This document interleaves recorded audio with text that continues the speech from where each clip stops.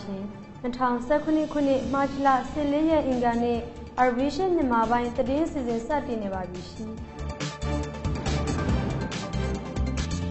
ဒီနေ့သတင်းတွေထင်မှာတော့ခမောင်းစိတ်အောင်ဆန်းကျေးရွာအုပ်စုတက်ရွာကင်းစခန်းမှာတနက်များလူရဲခံရတဲ့သတင်း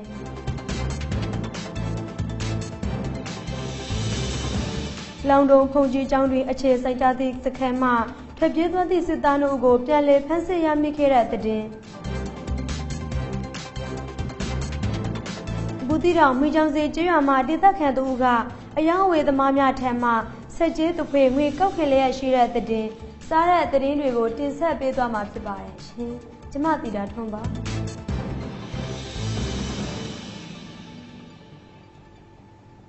အာခန်မြောက်ပိုင်းမောင်တော်ခရိုင်ခမောင်းစိတ်မြို့အပိုင်းအောင်ဆန်းကျေးရွာအုပ်စုတက်ရွာအနီးရှိနေကြားဆောင်ရည်တက်ဖွေကင်းစခန်းသို့အမိန်မသိတိုင်းနာလူမျိုးဟုယူဆရသူတို့ဝင်ရောက်၍တနက်နလက်ဆွေယူကလူရဲယူသွားခဲ့ကြောင်းသတင်းရရှိပါရယ်။မာချလ17ရက်နေ့နေ့လယ်3နာရီခန့်အချိန်တွင်ခမောင်းစိတ်ဈေးမှအငားစိတ်ခေငါးစီးဖြင့်ကြောပိုအိတ်ကိုစီပါသောတိုင်းနာလူမျိုးဟုယူဆရသူ9ဦးသည်အောင်ဆန်းကျေးရွာအုပ်စုတက်ရွယ်ဖက်သို့ဆင်းနှင်လာစဉ်တက်ရွာအဝင်ဝရှိနေကြားဆောင်ရင်းများကမတင်ကားသဖြင့်ရက်တန့်ခိုင်ပြီးစစ်ဆေးခဲ့ပါရယ်။ရင်းများကကြောပိုအိတ်များအလုံးကိုစခန်းရှိတွင်ရှထပြီးဖွင့်ကျစစ်ဆေးရန်အတွက်၎င်းတို့၏လက်နက်များကိုစခန်းတွင်ရှိစားဝေဘော်တွင်ရှထပြီးကြောပွေးများကိုဖွင့်ရဝိုင်းပြီးစစ်ဆေးနေစဉ်တိုင်းနာလူမျိုးတို့ကရေးများ၏အနာကရက်နေခဲ့ပြီးကျန်တို့ကစခန်းတွင်သို့ဝင်သွားခဲ့ပြီး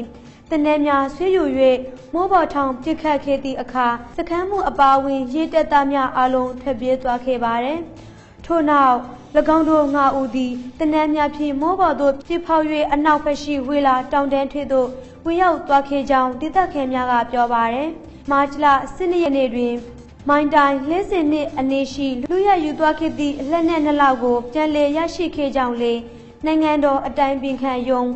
တည်ထုတ်ပြန်ရေးကော်မတီမှတည်ထုတ်ပြန်ထားပါရယ်ရှင်။မောင်တော်မြို့နယ်မြောက်ပိုင်းလောင်တုံကျေးရွာအုပ်စုဇီဒီပြည်နာတလာရွာရှိဖုန်ကြီးကျောင်းတွင်အခြေစိုက်သည့်စခန်းမှာ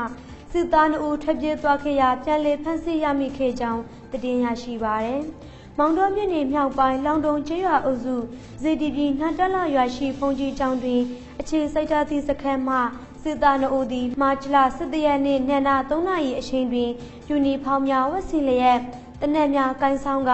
ဖုန်ကြီးကျောင်းမှထွက်ပြေးသွားခဲ့ပါသည်။ထို့နောက်စပေကုံကျေးရွာသို့ရောက်ရှိလာပြီးအိမ်တအိမ်ဤတကားကိုရိုက်ရှို့ဝင်ရောက်ကအိမ်ရှင်ကိုချိန်ချောက်၍ငွေကျပ်1000လူယူ၍တောတောင်ထဲသို့ဝင်ရောက်သွားခဲ့ပါသည်။ငွေကျပ်1000လူရဲ့ခံရသည့်အိမ်ရှင်ဖြစ်သူက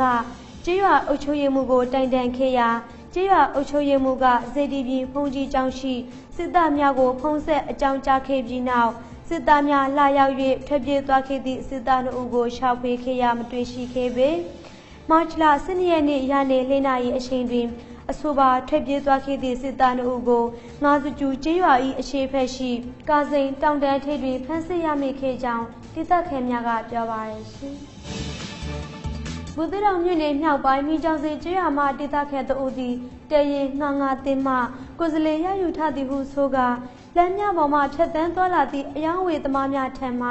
ဆက်ကျေးသူဖွေငွေကောက်ခင်လျက်ရှိကြောင်းသတင်းရရှိပါရယ်။ဘူးသီးတောင်မြို့နယ်မြောက်ပိုင်းမိချောင်းစေကျေးရွာအုပ်စုရက်ကွက်ကိုဟော်မူရာရွာမှရွာသား4ဦးတို့သည်တင်ကနာကျေးရွာအခြေစိုက်တရင်ရန်ပုံငွေအတွက်ကိုယ်စလေရယူထားသည်ဟုဆိုက